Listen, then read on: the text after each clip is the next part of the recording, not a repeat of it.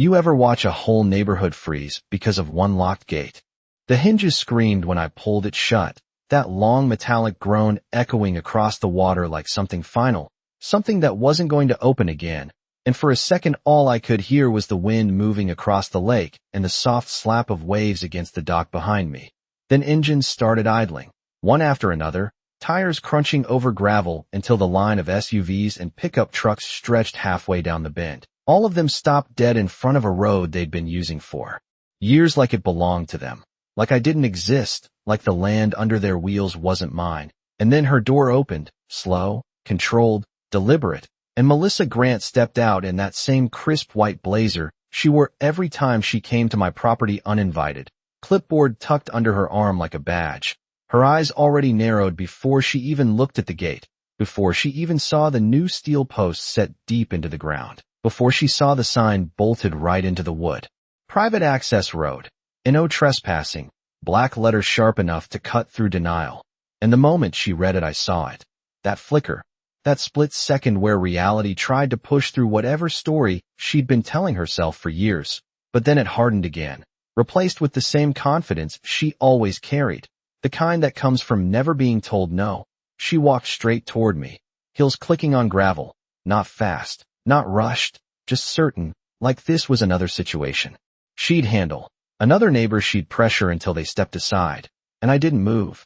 I just stood there with the keys still in my hand, metal cold against my palm, feeling the weight of everything that led to this moment. 6 weeks of late nights, county records spread across my kitchen table, old maps that smelled like dust and ink, phone calls that went nowhere until one didn't. That one line buried in a document no one had looked at in decades. The line that changed everything.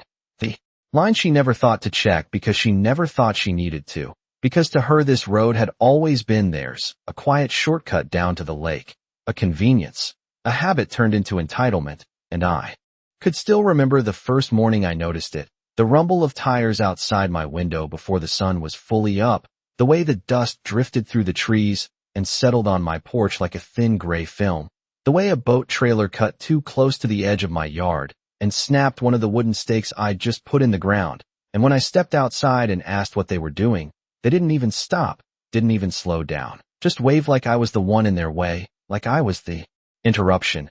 And that's when she showed up for the first time, introducing herself not with a handshake, but with a statement. This is a community access road. Like that settled it. Like ownership was something you could declare out loud and make true. And I remember standing there, feeling the heat rise in my chest, trying to keep it level, trying to be reasonable, asking for something simple, something fair. But she didn't negotiate, she informed, and every conversation after that followed. The same pattern, every attempt I made to handle it the right way met with the same calm dismissal, until I stopped asking and started looking, really looking, and what I found didn't just give me leverage, it gave me certainty, the kind that doesn't shake when someone like Melissa Grant walks straight at you expecting you to step aside. And now she was close enough to see my face, close enough to see I wasn't moving this time. Her voice sharp when it finally came out, already framed like an accusation, but I didn't answer right away. I just lifted the folded document in my hand, felt the paper flex between my fingers, and watched the moment she realized this wasn't going to play out the way it always had, because what she didn't know, what none of them knew sitting in those idling cars behind her, was that this road they'd been depending on, this road they thought they owned, had never been theirs, not for a single inch. And this gate, this locked piece of steel in front of them, was only the first thing I was about to take back. I remember the exact morning I realized the silence I had paid for did not actually exist. It was just before 6, the light, barely touching the surface of the lake. That soft gray glow that makes everything feel slower, calmer, like the world has not fully decided to wake up yet. And I was standing on the porch with a mug of coffee, feeling the wood still cool under my bare feet, when I heard it, that low distant rumble that did not belong there, not out here, not on a piece of land I chose specifically because it sat outside the reach of any homeowners association.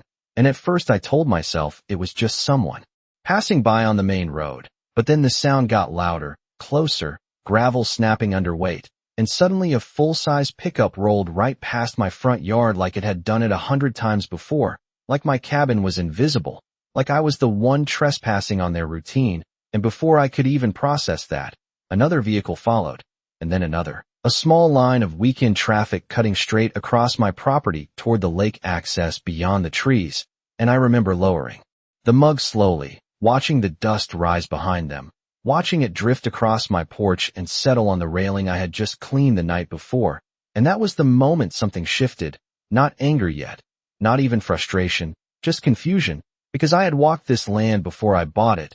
I had checked the boundaries. I had stood right where those tires were now carving tracks into the ground, and imagined quiet mornings and still water. And none of those images included strangers treating my driveway like a public road. So I waited, thinking maybe it was a one-time thing. Maybe someone was lost. Maybe there was an explanation that made sense. But the next morning it happened again.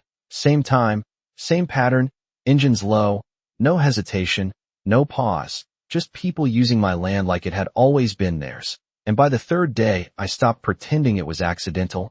I stepped out earlier, stood closer to the path they were taking, and when the first SUV came through, I raised my hand. Not aggressive, just enough to get their attention, and the driver slowed slightly, rolled the window down halfway, and gave me a polite smile that did not match what was happening. Told me they were heading to the lake, like that explained everything, like that gave them permission. And when I said this was private property, the smile tightened, just a little, like I was the one making things complicated, and they drove on anyway. And that was when I understood this was not confusion. This was habit, something that had been happening long before I ever signed my name on the closing documents, something no one had ever challenged. And later that afternoon she showed up, Melissa Grant, stepping out of that white Lexus like she had been called in to handle a minor inconvenience, not introduce herself to a new neighbor. And she did not ask what happened. She did not ask how I felt about strangers crossing my land. She simply explained, calm and practiced, that the community had always used that road for lake access, that it was an established route, and there was a tone in her voice that made it clear she believed saying it out loud was enough to make it legitimate. And I remember looking past her, at the faint tire marks, cutting through the edge of my property, at the broken stake near the tree line, at the dust still clinging to the leaves, and realizing that whatever version of ownership she believed in did not match the one I had just paid for. And I kept my voice steady, asked a simple question about recorded access, about easements, about anything that actually made it legal. And for the first time there was a pause, not long, just enough to notice, before she brushed it aside and repeated that it had always been this way. And that was the moment I knew this was going to become something bigger than a conversation, because people who rely on habit instead of proof rarely expect anyone to go looking for it. And as she turned to leave, already moving on like the issue was settled, I stood there with that quiet realization settling in, that the piece I thought I bought was not going to be given to me. It was something I was going to have to take back piece by piece, starting with understanding exactly what they thought they owned and why. By the end of that week I stopped hearing the lake first and started hearing engines. And once you notice something like that, it is impossible to ignore. Every morning the same pattern, tires rolling over the same stretch of dirt, gravel shifting under weight that did not belong there, the faint rattle of boat trailers bouncing over uneven ground. And each time it happened, I felt that quiet pressure building in my chest, not explosive, not loud, just steady, like something was being pushed out of place inch by inch. And I started watching more closely, not just the cars but the way they moved, how none of them hesitated when they crossed the edge of my property, how they followed a path that had clearly been carved out long before I arrived, two worn lines in the grass that cut through the trees and curved toward the water. And I walked that path myself one afternoon, slow, deliberate, counting steps, noticing details I had ignored before, broken branches along the edge, a section of soil packed so hard it felt almost like pavement, and halfway down I found something that did not belong to me at all, a small weathered marker staked into the ground, faded lettering barely visible, and it did not say private, it did not say anything official, it just had a number on it, like someone at some point had tried to claim or define something here without ever finishing the job. And that was the moment the confusion turned into something sharper, because this was not random use. This was something that had been slowly normalized over time, something that had slipped through the cracks because no one had ever pushed back hard enough to stop it. And that thought stayed with me when I drove into town later that day, dust still clinging to the side of my truck, the image of those tire tracks replaying in my head, and I found myself pulling into the county records office almost without thinking, like part of me already knew where this was going. The building was quiet, fluorescent lights humming overhead, the kind of place where time feels like it moves slower. And I remember standing at the counter, asking for property maps, for anything tied to my parcel. My voice calm even though my mind was already racing ahead. And the clerk handed me a stack of documents that felt heavier than they should have. Thick paper, stamped seals, lines and measurements that looked precise but did not mean anything yet, and I took them home, spread them out across the kitchen table, the same table where I had imagined eating in peace, and I started comparing what was on paper to what I had seen with my own eyes, tracing the boundary lines with my finger, matching them to the trees, the slope, the curve of the land. And that is when the first real crack appeared. The path those vehicles were using did not line up with any recorded access, not a public road, not a shared easement, nothing. It cut straight through my parcel like it had simply been accepted into existence. And I leaned back in my chair, listening to the quiet of the cabin around me, the kind of quiet I had been trying to protect, and I realized something that shifted everything. Melissa had never shown me proof because she did not have it. She had confidence, she had history, she had people who believed her, but she did not have documentation. And that difference mattered more than anything. Because confidence can push a conversation, but paper decides what happens when things stop being polite. And for the first time since I moved in, I felt something solid under all that frustration, something I could build on. And I went back to those documents, slower this time, more careful, looking for anything I had missed, any note, any line, any reference that explained why dozens of people believed they had the right to drive across land that was clearly marked as mine. And I knew I had not found the answer yet. Not completely, but I had found enough to understand one thing with absolute certainty. This was not a shared road. It was not a gray area. It was not something I had to tolerate. And somewhere in those pages, buried in the language and measurements, was the exact reason why. And once I found it, everything was going to change the next time Melissa showed up. She did not come alone. And that told me everything about how she saw this situation. Because people who are unsure bring questions, but people who think they are right bring witnesses. And there were two other residents with her, standing just behind her shoulder like a quiet backup, arms folded, eyes already judging before a single word was said, and I could hear another vehicle idling at the edge of the property, someone waiting to see how this played out before deciding which side they were on. And Melissa did not waste time with introductions. She stepped forward and pointed down the path like she was drawing a line in the air, saying that this access had been used by the community for over a decade, that it was understood, that it was necessary, and there was that word again, understood, like shared belief could replace written fact. And I let her finish. I let the silence hang. For a second after she spoke, just long enough for the sound of the lake behind us to settle back in. That soft rhythmic water against wood that reminded me why I was here in the first place. And then I asked her the same question I had asked before, simple, direct. Where is it recorded? Where is the easement? Where is the document that gives you the right to cross my land? And this time the pause was longer, not dramatic, just enough to shift the air between us, because now there were other people watching. Now it was not just a quiet conversation she could brush aside, and she adjusted her tone, softened it slightly, like she was choosing a different approach, explaining that sometimes these things are not formal, that long-term use creates its own kind of permission, that communities rely on cooperation. And I could see the two people behind her nodding, not because they knew it was true, but because it felt true, because it was easier to believe something that had always worked in your favor. And I remember looking at them, really looking, and realizing none of them had ever actually checked. They had just inherited the habit, passed it along like a tradition, and I felt that same steady pressure again. But this time it was clearer, more focused, and I told her I was not interested in what felt understood.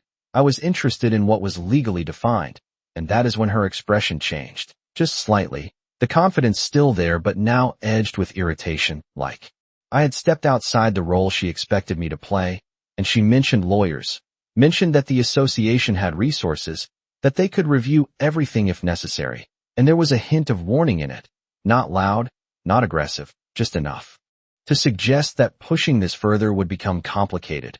And for a moment I let that sit. because I could feel the old instinct trying to surface, the one that says keep things simple, avoid conflict, do not make your life harder than it needs to be. But then I thought about the dust on my porch, the broken steak, the sound of engines cutting through the quiet I had paid for. And more than that, I thought about those documents spread across my table, the lines that did not match her story, the absence of anything that supported what she was claiming, and that instinct faded, replaced by something steadier, and I told her she was welcome to have her lawyers look at it, that I was already in the process of doing the same. And for the first time, she did not respond immediately. She just studied me, like she was recalculating, trying to decide whether I was serious or just saying what she expected to hear. And I could tell she was not used to that uncertainty, not used to someone who did not push back emotionally, but instead stepped into something more concrete, something harder to move. And after a few seconds, she nodded once, tight, controlled, said they would follow up, and turned back toward her car, the two residents following without another word. And as their doors closed and the engines faded down the path, I stood there listening to the quiet return again, but it felt different now, not fragile. Not something that could be taken without consequence, but something I was starting to understand how to defend, and I knew this was no longer about a conversation on a dirt path. It was about proof, about records, about finding the exact place where their belief stopped and my ownership began, and somewhere in those pages waiting on my table was the piece that would make that line impossible to ignore. That night, I did not turn on the television, did not open my phone, did not distract myself with anything that could pull me away from what I already knew was sitting on that table waiting for me. And the cabin felt different because of it, quieter in a sharper way, like every sound had more space to exist, the faint hum of the refrigerator, the soft creak of the wood as the temperature dropped outside, the distant ripple of water against the dock, and I spread the documents out again, slower this time, more deliberate, not just skimming but studying, tracing every line with my finger, reading every description out loud under my breath so I could hear it, feel it, understand it beyond just words on paper. And the more I looked, the clearer the pattern became. My parcel was defined down to the inch, bearings and distances laid out in a way that left no room for interpretation, and that path, that worn strip of dirt they kept driving over, cut straight through it without any notation, without any reference, like it did not officially exist at all. And I leaned back, pressing my palms against the edge of the table, staring at the ceiling for a second as everything started to line up, because if it was not recorded, if it was not documented, then it was not a right. It was a convenience that had gone unchallenged, and that thought shifted something inside me, turned all that frustration into something more controlled, more precise, and I went back to the stack, digging deeper this time, pulling out older records, previous transfers, anything that showed the history of the land. And that is when I found it, not obvious, not highlighted, just a single line buried in a prior deed description, easy to miss if you were not looking for it. But once I saw it, I could not unsee it. A reference to access being specifically limited to a different route entirely, one that did not cross my property at all, and I felt my chest tighten, not with anger but with clarity, because that one line did not just contradict what Melissa had been saying, it erased it. It meant the access they claimed had never been legally tied to this land. Not then, not now. And I sat there for a long moment letting that settle, listening to the quiet around me again, but this time it felt earned, like something I was beginning to reclaim piece by piece, and I thought about every conversation, every time she had said it was understood, every time she leaned on history instead of proof, and I realized it was not just assumption, it was reliance. They needed this road because it was easier, because the alternative would cost time, money, effort, and no one had ever forced them to consider it. And that was when the shape of what I needed to do started forming, not as a reaction, not as an argument, but as a sequence, something structured, something that would hold up no matter how much pressure they tried to apply. And I pulled out a notebook, started writing down everything, dates, observations, the number of vehicles, the times they passed through, building a record that mirrored the one they never had, and I could feel that steady focus settling in, the kind that does not rush, that does not panic, that just moves forward one step at a time. And somewhere between writing those notes and looking back at that single line in the deed, I understood something that changed how I saw the entire situation. This was not about stopping traffic. It was about establishing reality, about drawing a line that was already there but had been ignored for so long it became invisible. And once that line was visible, again, once it was backed by proof instead of habit, everything else would follow, not because I forced it, but because it had to. And I closed the notebook, placed it next to the documents, and looked out through the window toward the dark outline of the path cutting through my land. No headlights now, no movement, just quiet. And I knew that quiet was temporary, that by morning the engines would be back, the gravel would shift again, and Melissa would eventually return with whatever she thought would push this back into her control. But this time it would not be the same, because now I had something she did not, something she could not argue away or redefine. And I had only just started uncovering how far that difference was going to go. The next morning, I did not wait on the porch with coffee. I was already outside before the first engine even reached the curve, boots on, notebook in my hand. The air still cool enough that every breath felt sharp in my chest. And when the first truck came through, I did not wave this time. I just stood off to the side and watched, counted, noted the time down to the minute, 6:14, 6:17, 6:21. Each vehicle following the same path like it had been programmed, like none of them had ever considered that the ground under their tires belonged to someone who was paying attention now. And there was something different about watching it that way, not as a reaction, but as documentation. Every detail mattered, the type of vehicle, the number of passengers, the direction they came from, the way they accelerated once they cleared the bend. And by the time the last one passed, I had a full page filled with notes, and it felt less like I was being pushed out of my own space, and more like I was building something solid, something that could not be ignored later. And I kept doing it, morning after morning, same position, same process, until the pattern was undeniable, not just in my head but on paper.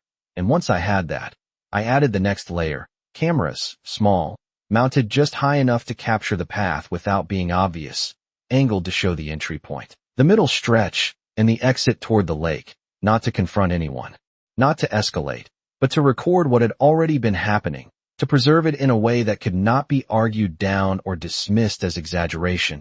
And the first time I reviewed that footage inside the cabin, sitting at the table with the screen glowing in the dim light, I felt that same shift again, because it was no longer just my word, it was movement, time-stamped, consistent, undeniable, and I could see it clearly. Dozens of vehicles over the course of a single weekend, all using a road that did not exist anywhere in the official record. And that was when the next step became obvious. I needed someone who could translate all of this into something even stronger than notes and video, someone who understood the language of land the way Melissa pretended to. And that is how I found Daniel Pierce, a surveyor whose office sat on the edge of town, the kind of place filled with rolled-up maps and measuring equipment, where every surface had a layer of fine dust that spoke more about use than neglect. And when I laid out my documents in front of him, explained what had been happening, he did not interrupt, did not jump to conclusions. He just listened, eyes moving over the lines, occasionally nodding as he matched what I said to what he saw. And after a few minutes he leaned back, tapped one corner of the map with his finger, and said something simple that landed heavier than anything else I had heard so far.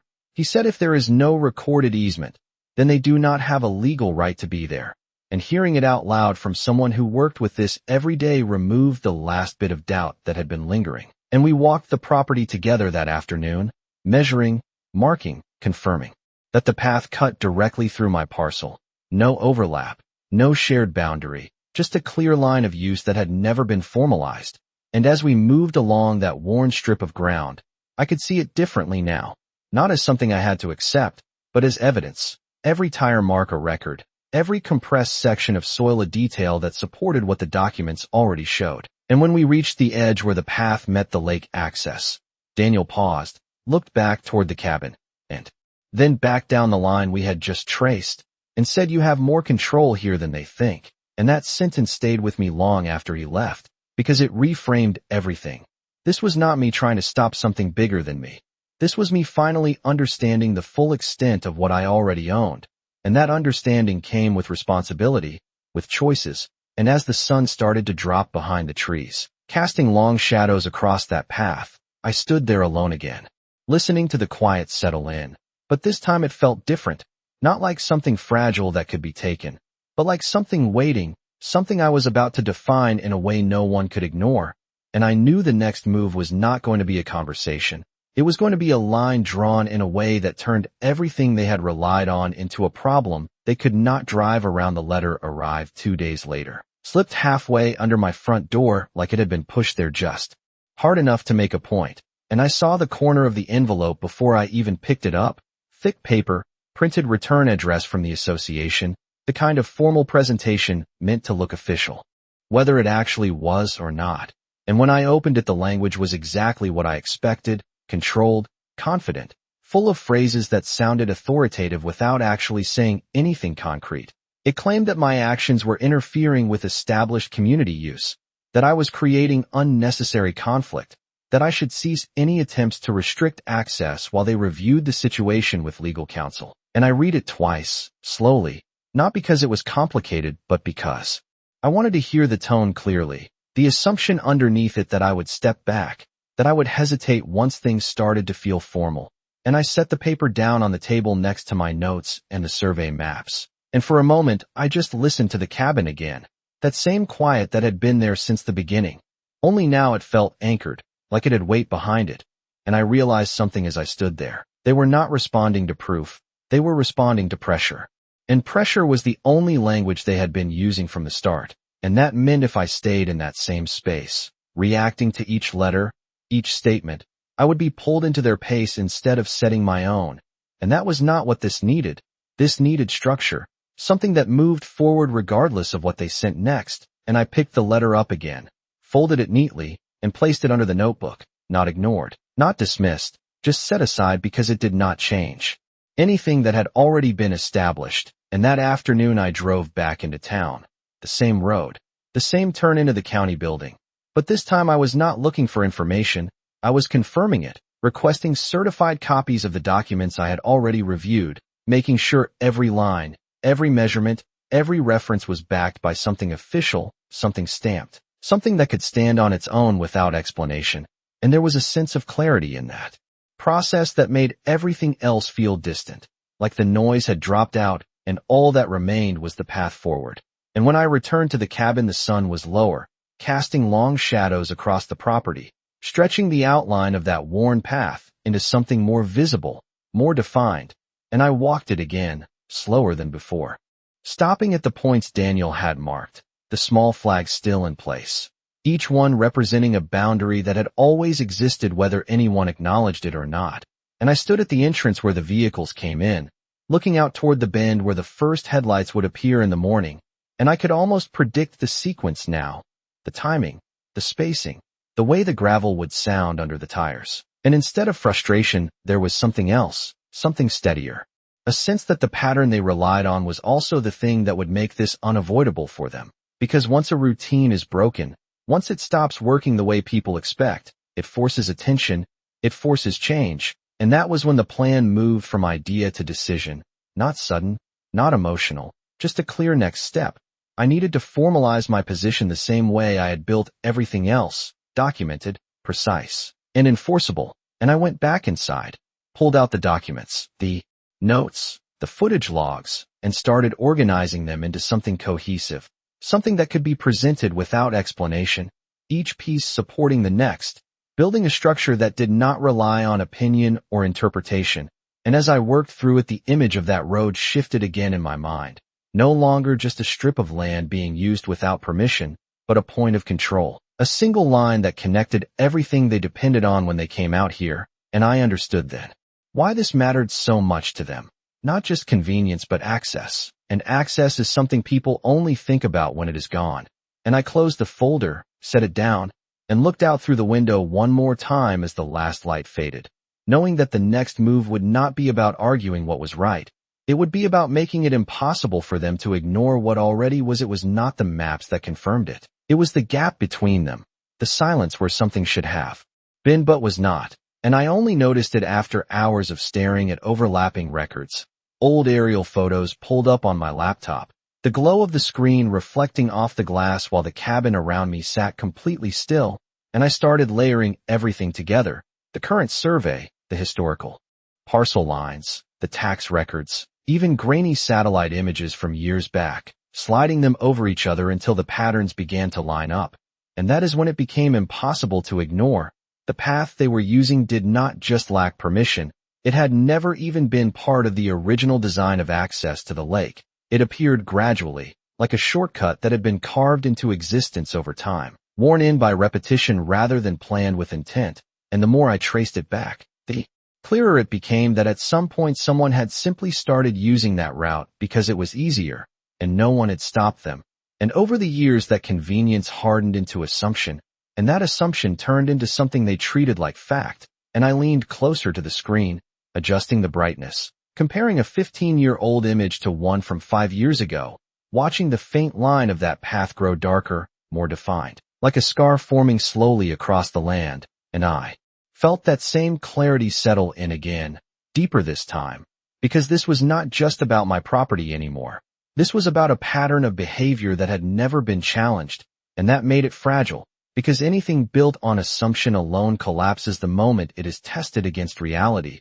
And I printed the images, laid them out next to the documents, aligning corners, marking differences, building a visual story that matched everything I had already confirmed on paper. And when I stepped back and looked at it all together, it was no longer a question, it was a timeline, a progression from nothing to something that had no legal foundation.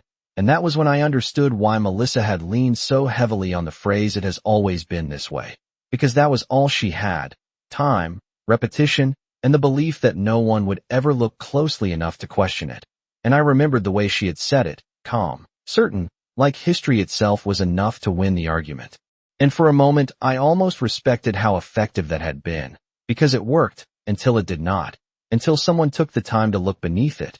And I gathered the pages together, clipped them into a single file, each piece reinforcing the next, not just evidence, but structure, something that could stand on its own without explanation. And I could feel the shift fully now. No hesitation, no uncertainty, just a clear line from where I was to what needed to happen next. And I walked outside with the folder in my hand. The evening air cooler now, the sky dimming into that deep blue that settles over the lake just before night. And I stood at the edge of the path again, looking down its length, imagining it not as it had been used, but as it actually existed, a strip of land that belonged entirely to me, unshared, ungranted. And I could almost hear the difference, the absence of engines, the return of quiet. And that image stayed with me as I turned back toward the cabin, because I knew what was coming next would force that reality into place, not through argument, not through negotiation, but through something far more direct, something that would take everything they relied on and stop it in a way they could not ignore. And as I set the folder down on the table and reached for the set of keys I had placed there earlier, I understood that the next time those vehicles came through, they were not going to find the same open path they always had. They were going to find something different, something final. And once that happened, there would be no going back to what they thought this place was. The decision did not feel dramatic when I made it. It felt quiet, almost routine, like finishing something that had already been set in motion long before that moment. And the next morning I drove into town again, not to the records office this time, but to a small supply yard just past the highway where stacks of metal and treated lumber sat under the open sky, the air carrying that dry scent of dust and steel. And I walked through it slowly, running my hand along cold surfaces, measuring distances in my head, visualizing the exact point where that path entered my land, the angle of the turn, the width needed to stop a full-size truck without blocking anything beyond my boundary. And when I finally stopped, it was in front of a simple steel gate, nothing decorative, nothing exaggerated, just solid, functional, built to hold its place without explanation. And that was exactly what I needed, something that did not argue, something that did not negotiate, something that simply existed and defined a line. And by the time I loaded it into the back of my truck along with the posts and hardware, there was no hesitation left, only sequence, only steps. And the drive back felt different, the road familiar but sharper somehow, like everything was moving toward a point that could not be undone once it happened. And when I pulled onto my property, the sun was already climbing, light cutting through the trees and stretching across that worn path like it was highlighting it for the last time.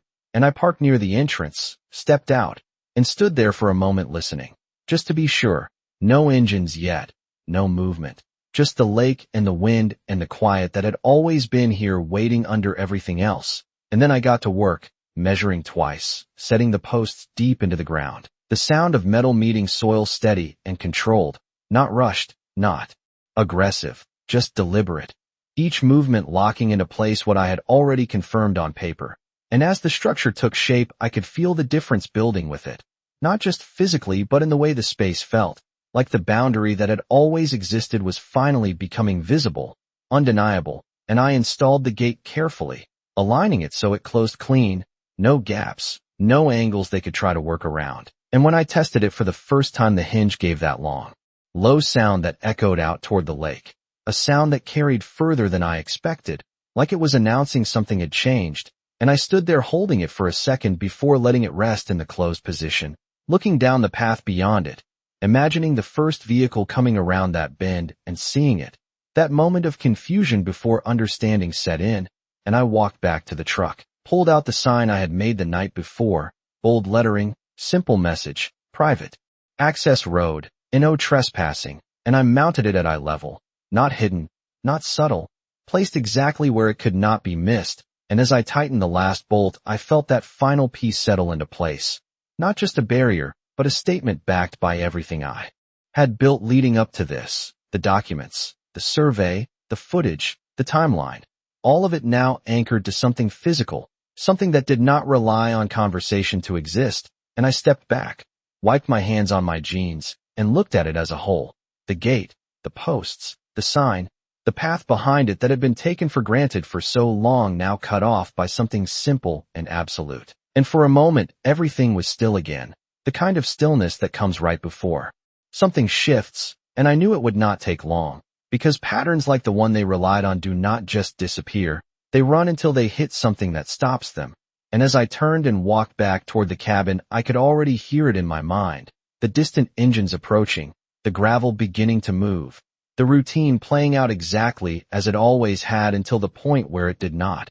And when that moment came, when the first vehicle reached that gate and realized the road they depended on was no longer open, everything that had been built on assumption was going to face something it could not pass through. I heard them before I saw them.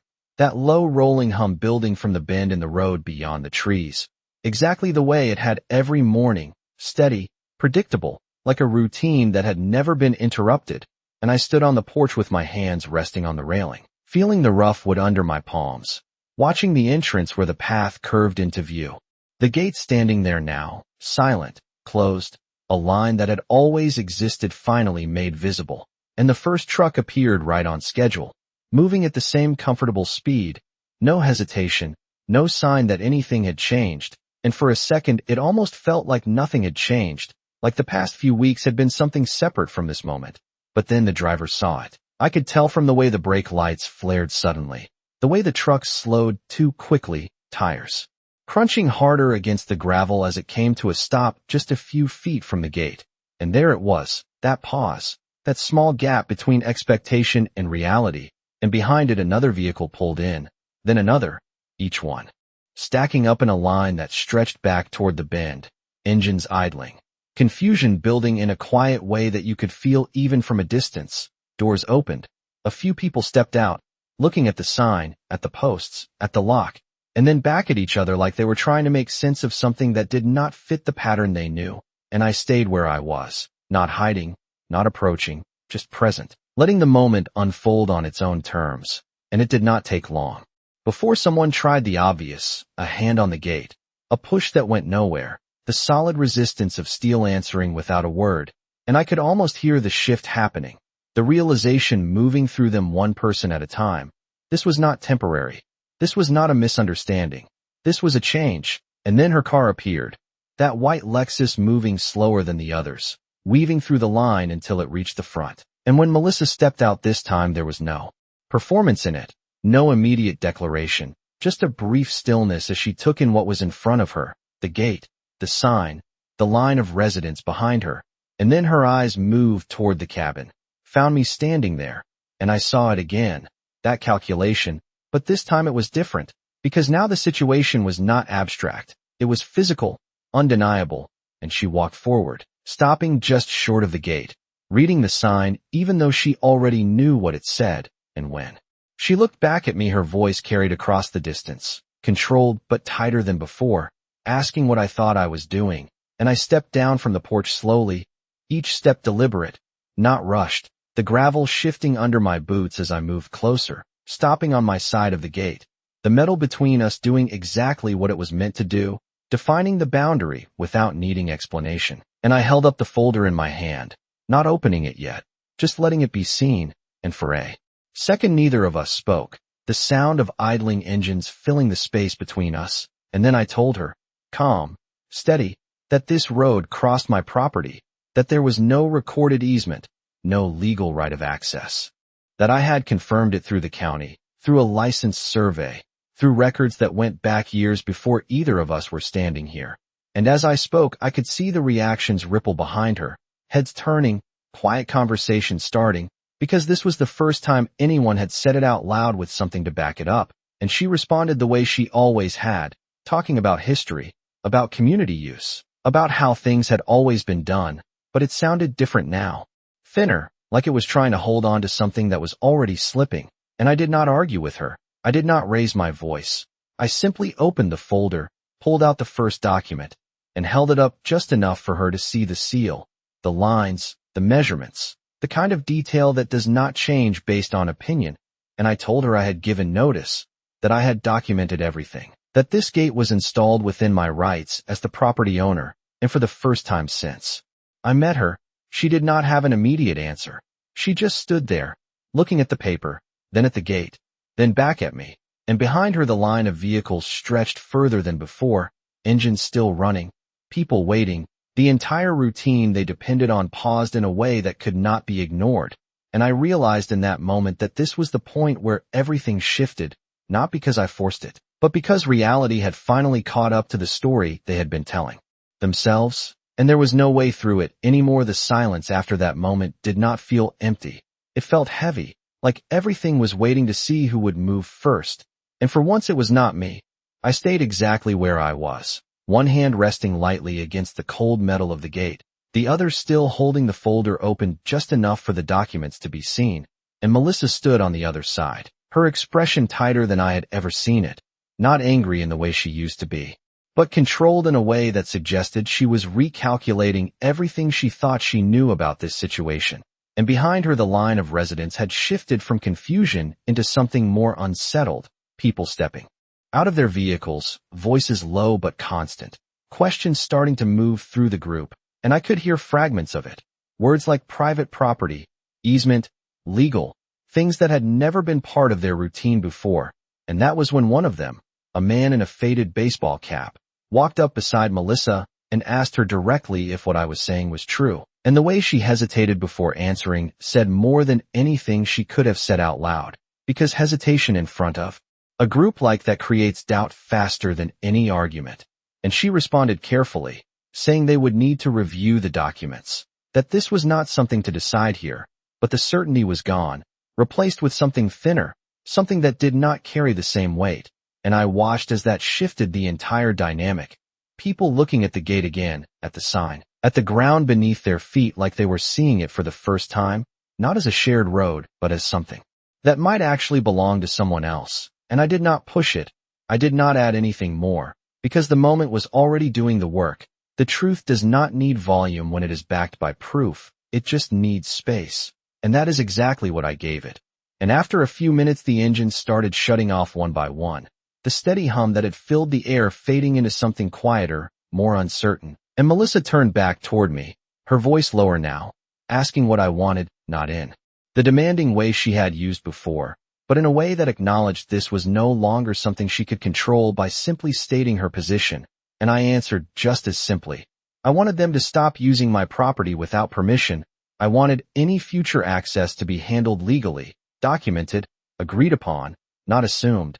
And as I spoke, I could see the shift land, not just with her, but with the people behind her. Because what I was asking for was not unreasonable. It was not extreme. It was exactly what should have existed from the beginning. And that made it harder to argue against. And she nodded once, slow, measured, like she was buying time, saying they would have their attorney review everything and get back to me. And I told her that was fine, that until then the gate would remain closed, that access would not continue under assumption anymore. And there was another pause after that. But this one felt different, not tense, not confrontational, just final in a way that settled over the entire scene. And one by one people began returning to their vehicles, doors closing, engines starting again, but this time not moving forward, turning around instead, gravel shifting in a different direction as they backed out of the space they had always moved through without thinking. And I stood there watching it happen, the routine breaking apart in real time. Each car leaving not because I forced them to, but because there was no longer a path that allowed them to continue. And when Melissa finally turned back to her car, she did not say anything else. She just got in, paused for a second with her hands on the wheel, and then pulled away, following the rest of them back down the bend. And as the last vehicle disappeared and the sound of engines faded completely, the quiet returned again, deeper than before, not something fragile, not something temporary, but something grounded in the reality that had just been established. And I stood there for a moment longer, looking at the gate, at the path beyond it, at the space that now felt fully mine in a way it had not before, and I understood that this was not the end of it. There would be conversations, there would be responses, there would be attempts to find a way around what had just happened, but the foundation had shifted, and once something like that moves, it does not go back to what it was, it moves forward into something else, something that has to account for what is actually true. And as I turned back toward the cabin, the folder still in my hand, I knew that whatever came next would not be based on assumption anymore. It would be based on the line I had finally made impossible to ignore. The days that followed were quiet, in a way that felt almost unfamiliar.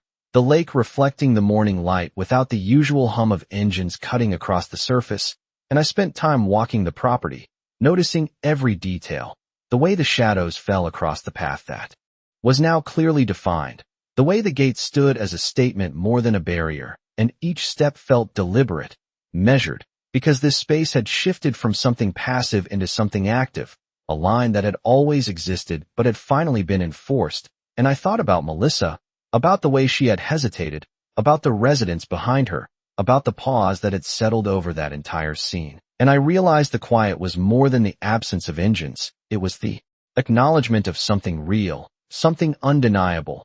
And I spent the afternoons reviewing the documents again, making sure everything was in order, confirming every line, every bearing, every note in the margin, because certainty is built slowly.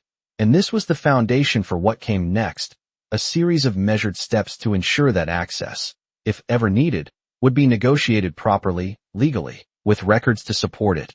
And I felt a sense of control I had not felt before, not the kind that comes from dominance, but the kind that comes from knowing the truth. And I walked down to the dock, looked out over the water, noticing the reflections of the trees, the colors shifting subtly from the edge of the lake inward. And for a moment, I let myself imagine the weekends without the constant interruption, the space quiet, the path clear, not because no one was there, but because it was respected. And that respect was anchored in reality, in evidence, in facts that could not be dismissed. And as I returned toward the cabin, I noticed small details. The way the breeze moved through the leaves, the slight sound of water lapping against the pilings, the way the sun glinted off the steel of the gate. And I realized that the statement had been made without confrontation, without escalation. It had been made simply, clearly, and that clarity carried more weight than any argument ever could. And I went inside, made notes on the conversations that had passed, documented what had been observed, lined up timelines against evidence. And for the first time in weeks, I felt the rhythm of control, the kind that does not rely on force but on structure. And I reflected on the steps that led here. Every survey, every photo, every note, every visit to the county records, each one layering together to build the unassailable, the undeniable, the visible. And I thought about how this line, this defined boundary, would continue to influence everything moving forward, how it created a framework for future interactions, and how the assumption that had existed for years was now replaced by certainty, a certainty that spoke louder than any voice. And in the evening light, I stood once more at the edge of the path, looking out toward the bend where the vehicles had once come through without thinking, now still, quiet, the gravel untouched, the line clear, and I understood that what had been achieved was not temporary. It was a shift in perception, a statement of ownership grounded in proof, and that shift would guide every step after this, shaping interactions, expectations, and behavior, creating space for respect that had been absent before.